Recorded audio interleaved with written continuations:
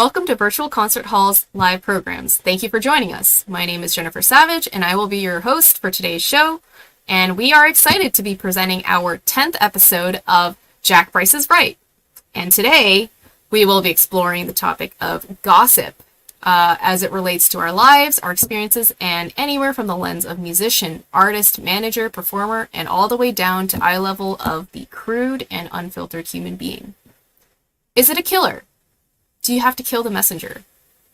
Do big minds speak of ideas and small minds speak of others? Is that true?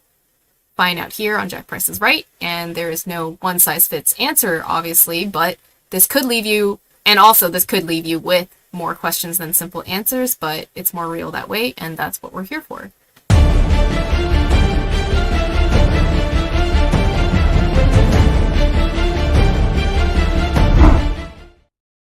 Welcome to the Jack Price is Right live show, and just to show you what we're about, here's a little preview to recap our last installment. Exploring acclaim. Do critics know anything when it comes to acclaim? I contend the critics don't know much. So, all right. So is it really that important? Is it critical? Mm-hmm. And the other thing is, the best critics, you're right, are critics who express themselves vividly. Okay? People would say, "Oh, did you see that? You've got to go see it. It's phenomenal." So I go. So jumping on the bandwagon. It's a bandwagon deal. That's another thing about critical acclaim that's no good. If things are not comparable, then why do you compare them? They just say things that they think people want to hear.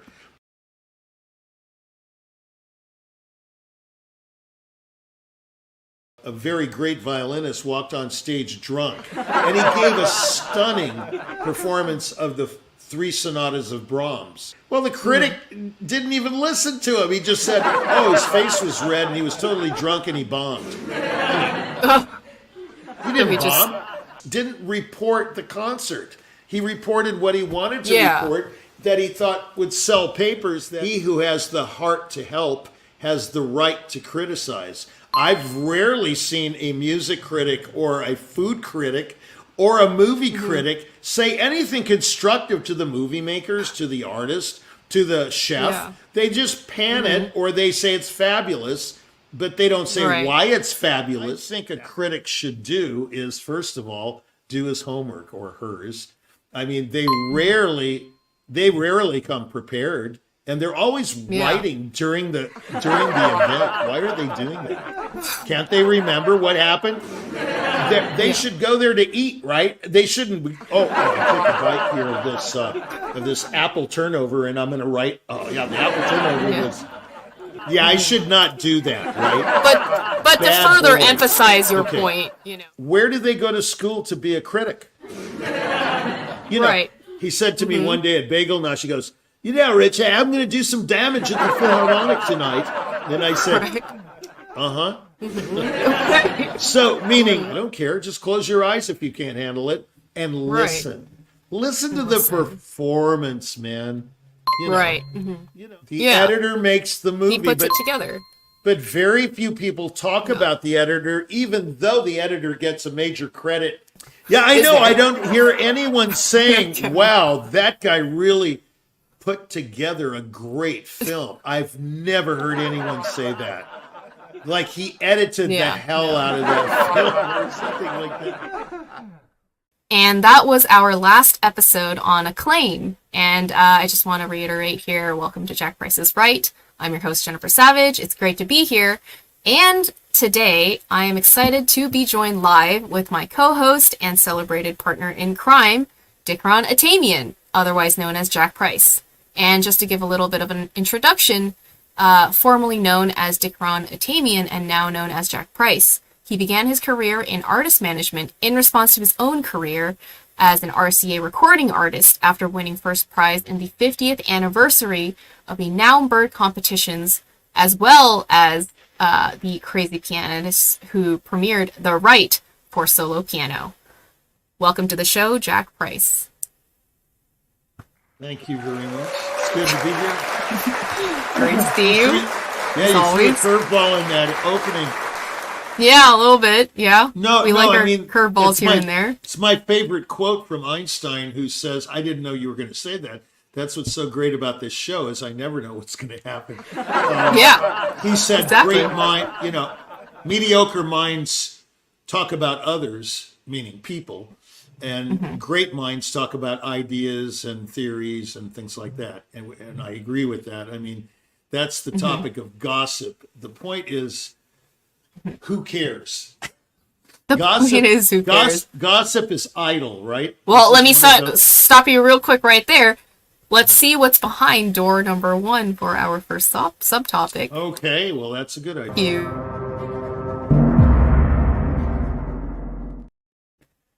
Who cares when it comes to gossip? Yeah, I mean, don't. when I hear, well, like I said, the phrase, which we'll get into when we have sayings, the subject of sayings is idle gossip. Is it true? Is it false? Does anyone care? Well, here's the problem with gossip, in my opinion. There's always, absolutely always, and I'm not the only one that says this, of course, a shred of truth in almost everything that comes out, like gossip and rumor. I've kind of put gossip in the same category as rumors. So when there is a rumor, yes, most of it's false, but there's always a shred or thread of truth to them. So there's always a kernel of truth. A kernel of truth. And that's the problem with gossip, is that you don't really, in my opinion, you don't want it to get out. You really don't want any gossip, because some of the truth, going back to the first show, will get out. Is it true, though? Right. In other words, is that truth that's eking out of the gossip really true? Well, that's all in the eye of the beholder, usually. And so you're saying there's that's no way to justify it. No way to justify it, so why gossip, So the shred of truth, would you say, is that what differentiates it from just straight up slander? Just having a kernel of truth makes it gossip rather than slander. That's the problem. I would say that is true. The gossip part is the truth part, but I would have to say some gossipy people or some rumors or things that we would classify as gossip is absolutely untrue. I mean, I'm not saying that all gossip has truth in it, but to be true to my statement before, that truth has lies and lies have truth and happiness has sadness. In other words, there's a combination, a combo burrito and everything. There's always something, the opposite of what you're talking about, that's in there. For example, it's kind of like going to a restaurant. Have you ever gone to a restaurant where you order, a piece of fish and vegetables and there's a French fry in there, and you didn't order the French fry, but somehow the cook, is sloppy and he just slipped the French fry in there, and you go, I didn't order French fries, yet there is a French fry on my piece of haddock or South Pacific Rim salmon or whatever you're ordering. Okay. You see what I'm saying? A little bit of something gets in there. Yeah, there's not always, but much of the time. I mean, it's not like I go to every restaurant and order a burger and there's a piece of steak on there too. I mean, I wish, but there wasn't. But, the thing is, I think that there is some truth in gossip along the lines of there is some color. Let's say there's some red in someone's hair, but it's mostly black or mostly brown. But there's a shade of red because the guy's mother was a redhead or something like that. It happens to be me. I used to have, I don't have any hair anymore. I was going to say earlier, where's all that hair when we see these previews and those pictures of me at 19 and 30 and even 40, like, where's the hair? It's gone. Right. So anyway, but there is some hair, you see. So you can't say, oh, Atamian's bald. Well, yeah, partially. You know what I mean? So you're saying that a lot of these concepts are not pure, just conceptual subjects. There's always a little mix of something in there. Yeah, let's say a rumor. Exactly. Let's say a rumor goes around, hey, Richie's bald, since I brought it up. And okay, and they say, really? Last time I saw him, he had a full head of hair, Well, the last time you saw him was 40 years ago. Okay. And so if you see Richie now, here I am, there's some hair. Okay, see there? There's some hair. Yeah. Okay. But the point is, there isn't a lot of hair. That's the point. So they go, oh yeah, he's totally bald. See, another thing about gossip is we tend to generalize the bad part.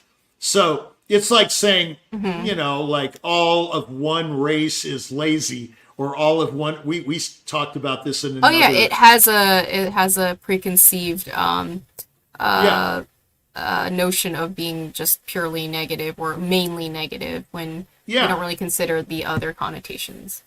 I mean, look, when you're talking about these different things like baldness or laziness or mañana or any of this stuff, or bad breath, or, all so-and-sos have bad breath. I mean, there's some of everything in everything. Like, you're going to tell me you've never had dinner with a Spanish person that didn't have garlic breath? I mean, of course, there, some people, a lot of people have garlic breath after eating, let's say, salami. You know what I mean? Right. I remember when I was in the Soviet Union, back when it was the Soviet Union, I enter one of those gigantic airports in Moscow, and all I could smell, I was telling my friend Anna the other day, all I could smell was cigarettes and salami. Okay. Now, I could go back to the States and say, oh, those Russians, man, all I can smell over there is cigarettes and salami. Right. That's a rumor. That's gossip of some kind. But there's some truth to that rumor or gossip. It's not like it's totally untrue. But there is some gossip, and this is what gives people a bad name. The reason I picked this subject, and I did pick it, is because let's take management, for example. Let's relate it to what we do as musicians, as managers, as concert artists. From now, the lens of artists and managers. Yes, you're going to really relate to this. So I'm on the phone a number of times, and people go, well, I heard that, Al Pacino gives 50% of his earnings to his manager and he doesn't do anything. I said, well, where'd you hear that? He said, well, it's all over the news. I said, yeah, okay. Right. So in other words, and I talk to other concert artists that say, well, I had a terrible experience with this manager. I had a terrible experience paying $300 a month or whatever, And I said, okay, listen, you've got to throw out everything you've ever known about management at this point. You've got to come to me with a clean slate, because you're giving me a bad name because you've heard that management stinks. Okay? So why are we having this conversation if you're made up, your mind is made up? You're coming into this already expecting something. Why book the Zoom? Why answer the email? Why answer my cohorts who write to people or don't write to people or whatever? Oh, yeah, I want to talk to Jack, when you've already made up your mind that Jack's a fraud. Okay? So the point is, this is as most of these topics have been, a complicated, complex situation. Like, for example, I'll bring up a fantastic example from my past. The week I won the Naumburg, I was in the Juilliard lunchroom. I repeated a statement from another pianist about competitions. This is kind of going into competitions now. And the statement I made, the statement I made was, I'm not going to say who it was or anything. I'm just going to give you the scenario. But it was bad. So I repeated what a guy said in Portland about a New York competition, that they were only promoted da-da-da-da-da-da, meaning certain types of people, certain ethnic groups, certain types of pianism. So they were biased in a certain way. I didn't say it was. I said, well, Ralph says that, such and such contest only picks people of the Burmese persuasion, or something like that. Which is, it's ridiculous. But yeah, of course it wasn't Burmese. You can probably figure out what I said or what that person said that I said and repeated that person saying. Right. But the point is, I repeated something. This is so phenomenal. And the result, I will tell you the result because it's so hilarious, in my opinion. So Adele Marcus finds out, oh, did Richie Atamian say that? Isn't that the guy that just won the Naumburg? So she went around saying that I'm Atamian the Barbarian. Okay. Because of what you said? Because of what I repeated. Mm-hmm. So she called me Atamian the Barbarian for the rest of her life. And everybody that came into touch with Adele Marcus, and by the way, I beat 2 of her students in the Naumburg the week before. So she, she might have had a preconceived attitude towards me. You see how complicated this gets? So here we go. I repeated something someone else said, and it was derogatory towards certain groups of people. And I get called Atamian the Barbarian for the rest of my life from this very prominent piano teacher. Adele Marcus produced Horacio Gutierrez, Santiago Rodriguez, Byron Janis, all kinds of people, right? And I'm a product of John Perry. And who knows if she hates John Perry or she hates me or she hates, so you see, it's all intertangled and So here it's not the end of the story. It's just fantastic. So then another pianist and teacher finds out about it. I think it could have been Constance Keene. It's possible. Thank goodness these people are now deceased. They can't defend themselves. So Constance, who was a big fan of mine, she was on the Naumburg jury with Bolette and Serkin and all these people. Okay, so she says, Atamian is a savage. Okay. Oh. So now I'm Atamian the Barbarian and I'm Atamian the Savage, and I didn't even say anything. Nothing. So it just spread out from... Yeah. Well, it's no longer that guy that said it in Portland, Oregon, which, by the way, that was the original city. I'm not going to tell you who it was. I don't mind defaming me, but I'm not going to defame anyone else. So this person I quoted doesn't even enter the picture. I own the comment now, you see. You've turned it around and it's now part of your... It's part of the whole thing. It's more your thing than theirs now. Is that what you're saying? It's all my thing. They don't even know who made the original statement. They just know that Richie Atamian, who just won the Naumburg, said all these things about all these things. I didn't. Okay. I was advising a very good friend of mine who was about to enter a competition. I said, well, so-and-so says that this is kind of, biased towards certain groups. Okay. Yeah. And then I go back to Austin, Texas, and my teacher takes me out for a barbecue dinner. Okay. And I go to this barbecue dinner and he goes, Richie, I have something to discuss with you. And, it gets back all the way from New York to Austin, Texas, where I lived. And I was touring from Austin at that time. I mean, I was very young, so I just finished my studies, whatnot. So my teacher says, well, Kathy is blah, blah, blah, his wife, maybe a certain persuasion. And so he said, I can't have you going around saying things like that. And I said, I didn't say anything. That's what so-and-so said. I repeated it to guard my friend against going into a contest where I believed he really had no chance. That's all. It was just an advisement. I didn't make the statement that... you didn't make that original statement, but that because it was associated with your name, it continued to spread. Yeah, I mean, just look at my face on all these posters. Would you trust that guy? No, I'm just kidding. I'm just saying, I'm an intense guy. Okay. I'm an intense guy, and I do certain things, so therefore I'm what? A target, you see. Okay. When you are a target, this is something that I used to do on Trade Secrets with Jack Price. Pick a scenario, and here's what you do to combat it or get out of it or whatever the case may be. If you're a target, you need to watch what you say and do, and you're under a microscope all the time. Even if you're not famous, you could be a target. So The logical thing is, which I don't take my own advice. I've already made that very clear on this show. I rarely take my own advice, but I give out royal advice, as we all know. So the real advice here is to, once a word leaves your mouth, you're a slave. Once a word remains in your mouth, you're the master.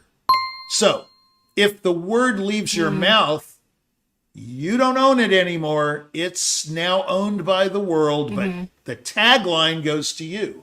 It has the label of Atamian or John Smith or, Horowitz or whatever. So how do you go about doing that?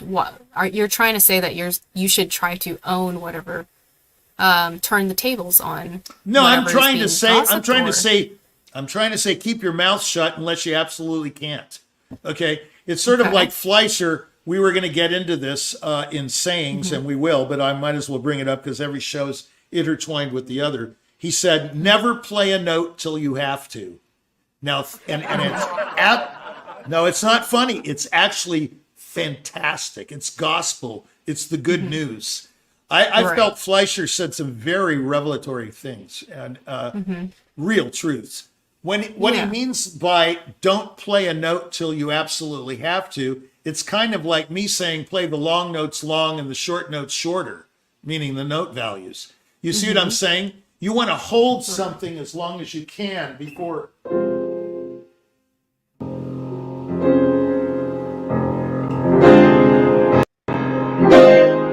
See, that's one way of doing it. Of course, we know the other way, right? Yeah. Is this eternal...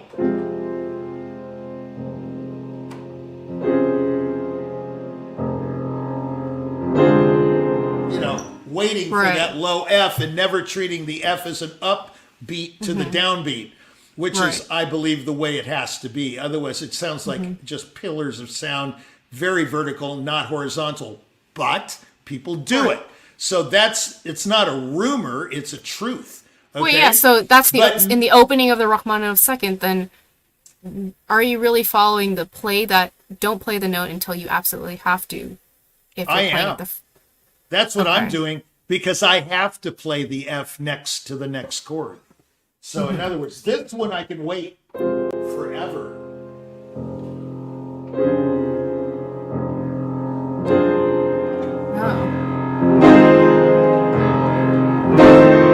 See what I mean? I wait on the first chord, then I move the F to the next chord and I wait on that. So in other words, it's da-dum, da-dum, da-dum instead of da-dum. See what I mean? Yeah. It's connected rather than disjointed. And no one can argue that because the other way is disconnected. Now, look, you can say, hey, listen to me, and I like it disconnected. Well, you can like anything you want. That doesn't make it musical. But then, so how does this relate to gossip? You're saying, well, this is don't say anything unless you have to. No, wait a minute.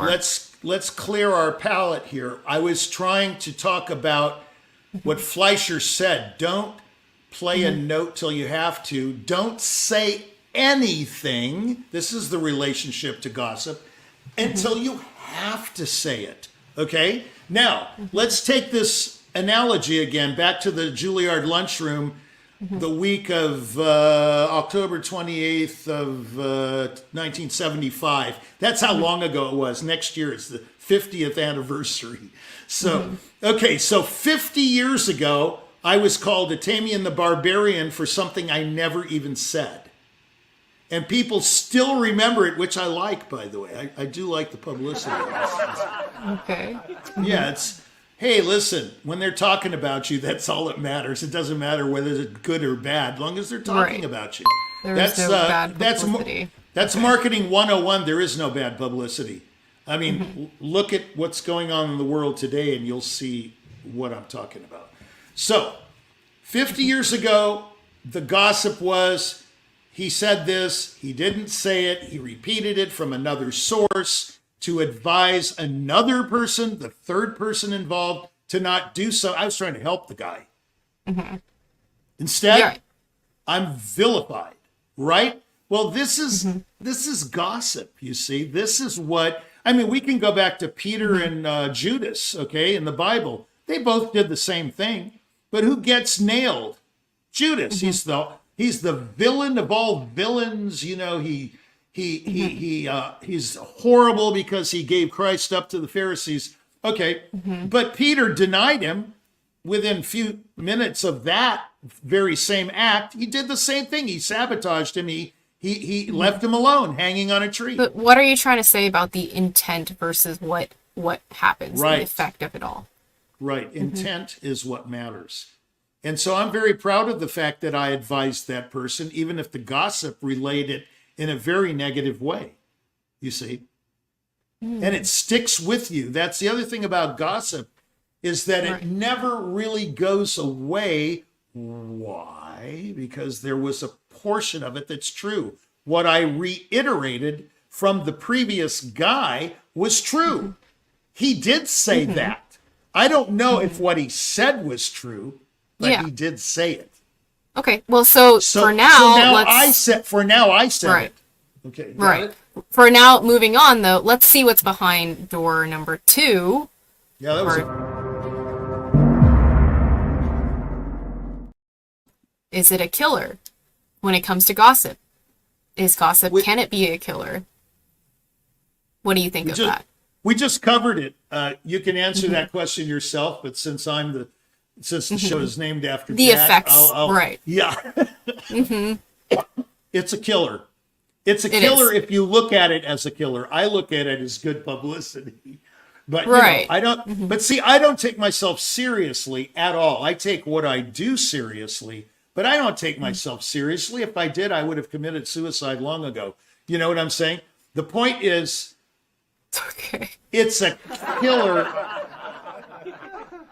How do you phrase such a phrase? It's a killer if you let it be a killer. I mean, if you've got such a thin skin, it's how you react to it. Yeah, I mean, it's all about you. It's not the phrase or whatever repeated the gossip. It's how you take it in. Do you let it roll off your back, like they say it rolls off like water off a duck's back? Another saying. I should save these for that show, shouldn't I? Right. But anyway, so it doesn't roll off. It doesn't roll off your back like water off a duck's back. Then you're in big trouble. Then it's a killer. Because it's killing you. It's not affecting anyone else. What I mean when I said, is it a killer? It's not affecting those other people. It's affecting you, the one who they're talking about. You're allowing it to affect yourself in a negative way, unless you reframe it. Exactly. For example, I'll use myself as an example. I might as well just tell everybody what I'm all about, because by the end of the series, 10 series, they're going to know, boy, I know that guy. There are no secrets about him. Okay. Right. Basically, I don't care. I think people that know me know that. But I give this impression of a lot of different things. I'll tell you some gossip about me, for example. Everybody thinks I'm rich, okay? I find that interesting because of my lifestyle. I find it very interesting that I'm rich, because if I were rich, it would be a very different story. I don't think we'd be having this conversation right now, actually. Yeah, pretty good. Okay, good. Yeah, that's a good analogy. That's why, Larry would say pretty good there. If I was rich, like the rumor, and it follows me everywhere. Let me tell you. One guy said, oh yeah, Tamian has 3 accounts in Liechtenstein and another one in Zurich, these hidden accounts and all over the world and blah, blah, blah. This has come up recently. Well, if I did have accounts in Liechtenstein and in Switzerland, don't you think there would be a paper trail and the government would be sequestering information? Right. Yeah. Okay, so there's this rumor about you. Here's the truth. I have nothing. Well, basically nothing. I have a little bit, enough to live on. But, the point is, what is the point? That ain't the point. The point is, that's another imitation of a friend. A friend of mine used to say that ain't the point. Point is. And he would tell me what the point is. He was from Seguin. He was from Seguin, Texas. That's why he sounded like that. I'll repeat that. Yeah. That ain't the point. The point is. Right. So the point is. The point is I'm not rich. The point is I don't live like a rich person. Now you could say, well, Walton didn't live like a rich person, very modest house, and Billy Graham didn't live lavishly, and he made a lot of money, the preacher. So then where's the kernel of truth if this is classified as gossip? There's none. It just so happens on this one, there's none, except for one thing. My father had money, but he blew it all in Vegas, so I did not reap the benefits of that. So it's not like, right. It's not like daddy's money is operating here. It's mine. Okay. I did it from nothing but blood, sweat, and tears, as they call it, right? Another phrase. Okay? So I didn't have daddy's money. It was all gone by the time it was to be doled out to whoever it was supposed to be doled out to. Then let me ask you, in our next door here, let's see what's behind door number 3. Let's.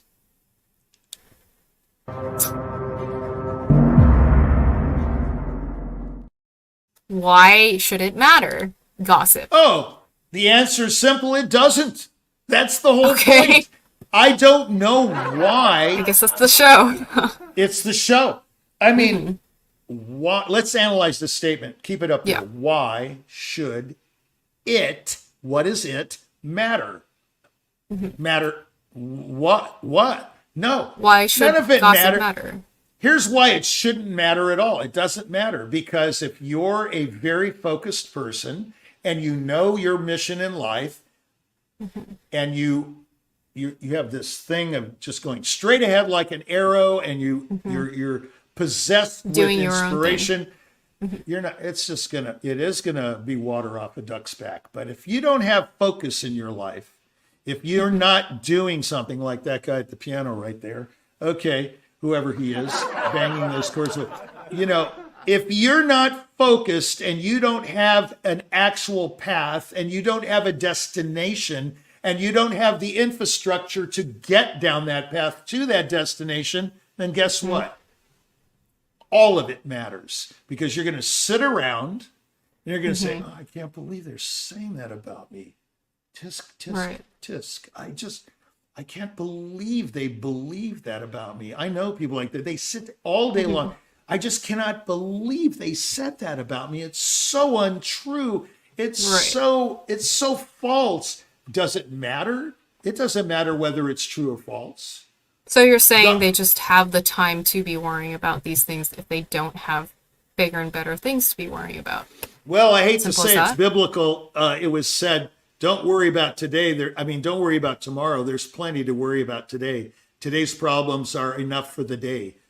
That's a direct quote. So in other words, you're going to have problems in the very next second. I mean, you don't know what's going to happen. You could be walking along and all of a sudden the little things in your leg aren't going to let the blood go down and your feet are going to swell. You never know when that moment's So coming. then is gossip just really idle? You never know when you're going to need a knee replacement. It just happens. One morning you need a knee replacement. Yeah, it's so if it doesn't matter, then it is idle. It's idle. It's idle. This is. I like to get to the specifics of things. This is the best word I have. It is idle because it goes nowhere. It's simply words out of a mouth that does nothing. It doesn't. For example, Lincoln. This pertains to criticism and gossip. Lincoln said, he who has the heart to help has the right to criticize. Think about it. He who has the getting mixed up now. He who has the right to criticize must have the heart to help. Or you could say, he who has the heart to help has the right to criticize. Meaning, of course, that you shouldn't say anything unless you're willing to really be constructive for a person. You can't go up to someone, that's a horrible dress, get another one. That's not the way to talk to somebody. That's not productive, so why say it? You see, and that goes back to my original statement is don't let a word leave your mouth because when it does, you're a slave to what you just said. So then who propagates gossip? Just you were saying people they have too much time, they don't have focus, and then they're idling, essentially. They're focused on the idle things in life. I propose that idle gossip is proposed or propagated by idle people. It's that simple. People that don't use Einstein's advice and say, you know, today I'm going to think about some concepts. You know, I'm going to think about my future and how I can contribute to the world and how I can leave the world better than when I came into it. Does anyone think that way? Well, yeah, of course, some people do. But these are the things I think people should concentrate on instead of like, oh my God, did you hear what he said? When I was at Michigan, I was artist in residence there for 5 years. I heard nothing but gossip. My students would come to me, the messenger, you know, don't shoot the messenger, say, you know, so-and-so said this about you. That piano teacher down the hall said, blah, blah, blah, blah, blah, blah, blah. Do you want to keep your job? And, you know, and I'd say, what are you talking about? I'm busy practicing and teaching. I mean, like, who cares? They're going to say, you have your own focus. If you're a target, and some people are and some people aren't, there's some people that never get talked about, and bravo for them. You know, that's really great. I wish I was, you know, one of those people. Never get gossiped about. Yeah, it doesn't matter if you're famous or unfamous. Targets are target. It's written on your forehead. It says, screw with this guy. That's... I usually word a more operative word than that, but that's basically what it is. Well, let's move on here and take a really quick break and show some clips that we have from the archive. We have a little clip right here on Jack Price is Right, and please check it out.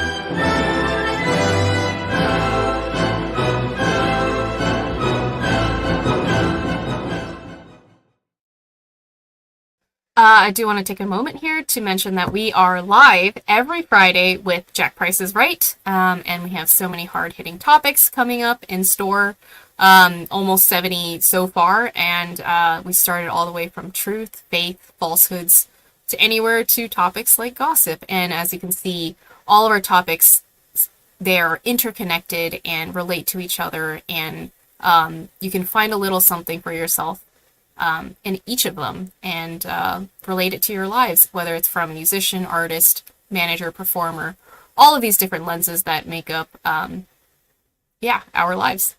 And also coming up, this is our next episode. We have a little preview of the next topic, which is on agreements. How good are they? Are they only as good as who signed them? Find out here on Jack Price is Right.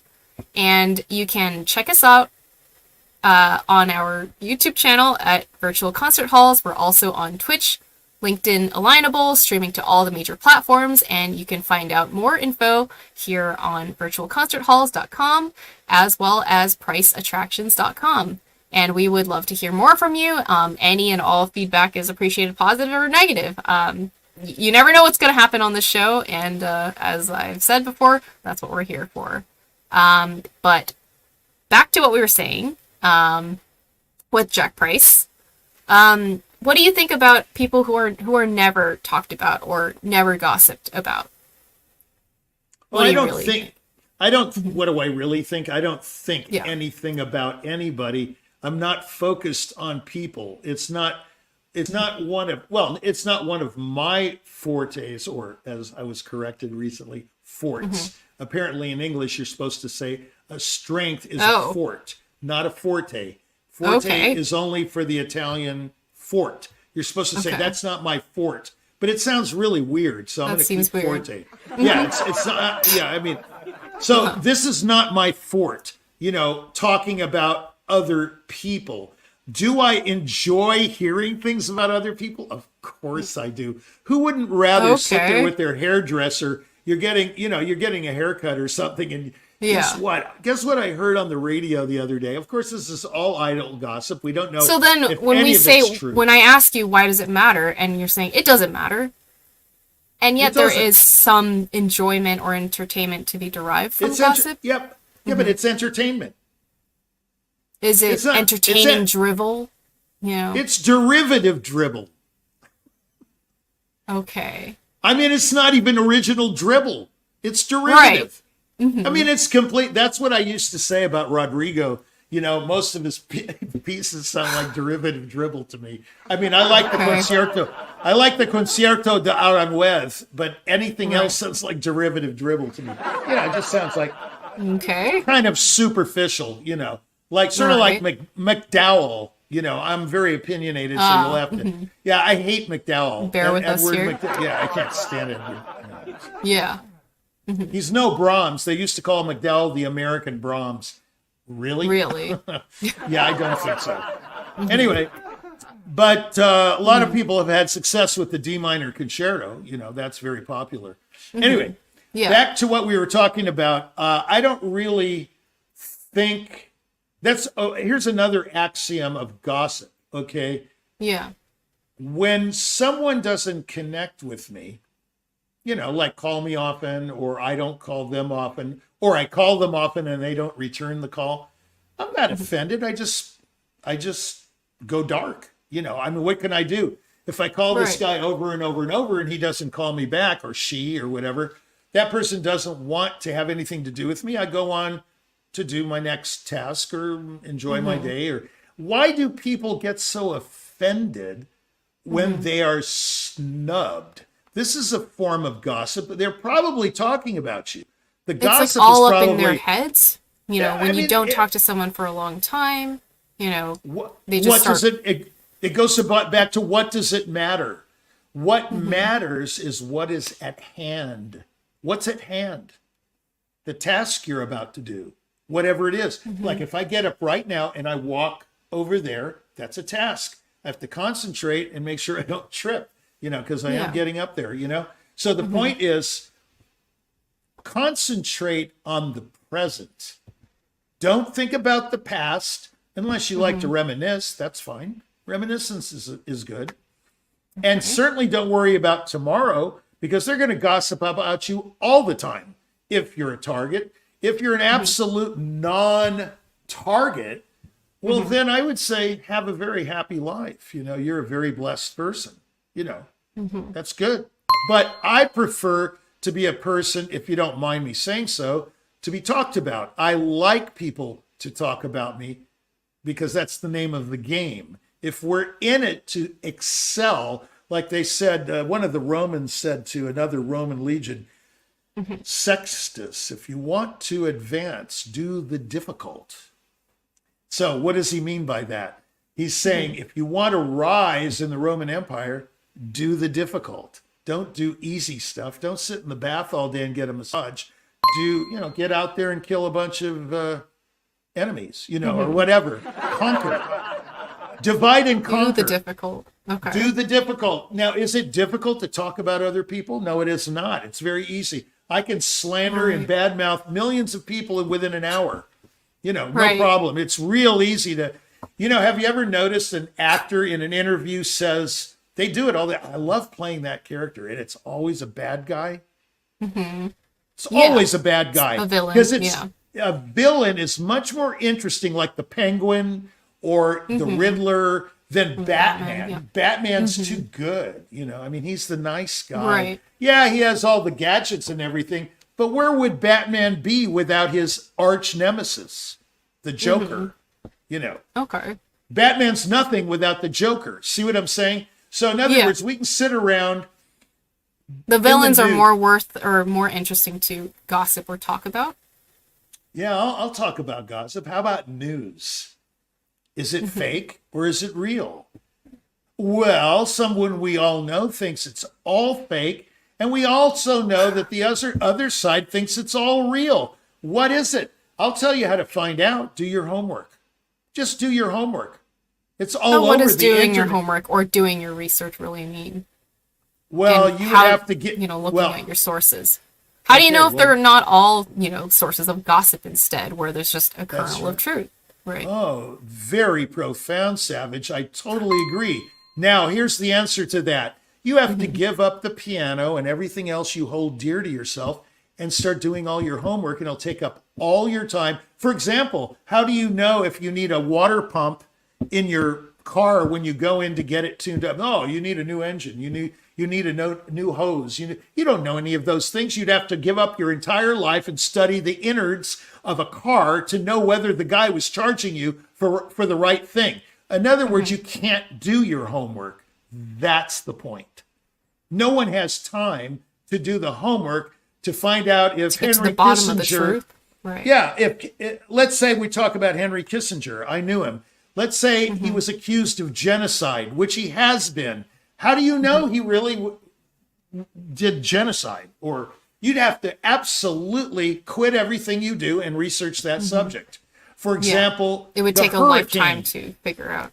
And people have done it.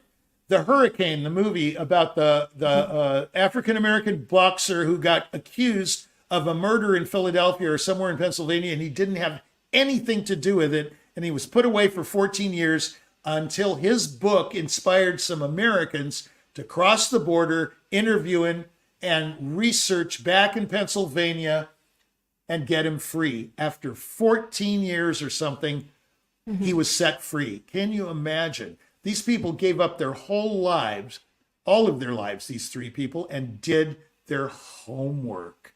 That's what it takes. So if you're not willing to listen to the gossip and just go, it's idle gossip, it means nothing, you're going to have to do your homework, which means give up your life. None of us are going to do that. Nobody will. So then what do you think about people whose lives seem centered or focused on gossip, and how do you deal with people like that, or what do you really think when it comes to that? If you're asking me personally, my advice is what I do. I don't listen to any of it, and I don't answer any of it. Somebody on the internet said that I put shoe polish all over the keys before I play. It's totally untrue. I don't know where they got that idea. I was playing Liszt Concerto No. 2 in Champaign-Urbana, and someone on the internet that was at the concert said I put shoe polish all over the keyboard and said, "Can you believe he destroyed that 9-foot Steinway?" Well, I mean, again, this is idle gossip. I was just rubbing this rag over the piano to clean it. I sweat a lot, and I was trying to get it off between movements, although that was quite difficult because Liszt wrote 4 consecutive movements without any break. So that's yeah, right. That was not gossip. That's hard work. So that person said I put shoe polish all over the keyboard. So what? I laughed when I saw it. Someone pointed it out to me on the internet. I said, "Wow, man, they're talking about me. That's cool." Okay. Well, I think Go with that, figure. the time is right. I do think we gotta go. But yeah, I think that's all the time we've got for today's topic on gossip. And this is really interesting. I want to thank you for being with us, Richie, No problem. Jack Price. It's been great having you on. Whoever. But with that, the time is right. And I do want to take a moment here to thank our sponsors and our partners. We have so many collaborators and companies and schools and so many organizations that are that you don't see behind the scenes, but they're all with us every step of the way. We've been expanding to so many people that believe in us, and that we have to make multiple slides now to try to fit them all on the screen. And we couldn't have done it without all of your support. And I also do want to mention that today's broadcast was powered by Christian Pelagi, directing behind the scenes. And you can hear him there. He's almost like another voice behind the scenes, behind the curtain. This curtain right behind me. You never know what's going to happen. You never know what Jack Price is going to say, what I'm going to say, or Kiki. Pretty, right there. Pretty good. Exactly. So, couldn't have done it without any of you, and all of you, and we're sincerely grateful to have you along with us for the journey. And with that, I think that's all we've got for you today, and this has been Jack Price is Right. I'm your host, Jennifer Savage. I hope also that you got a little something out of it. See you next week.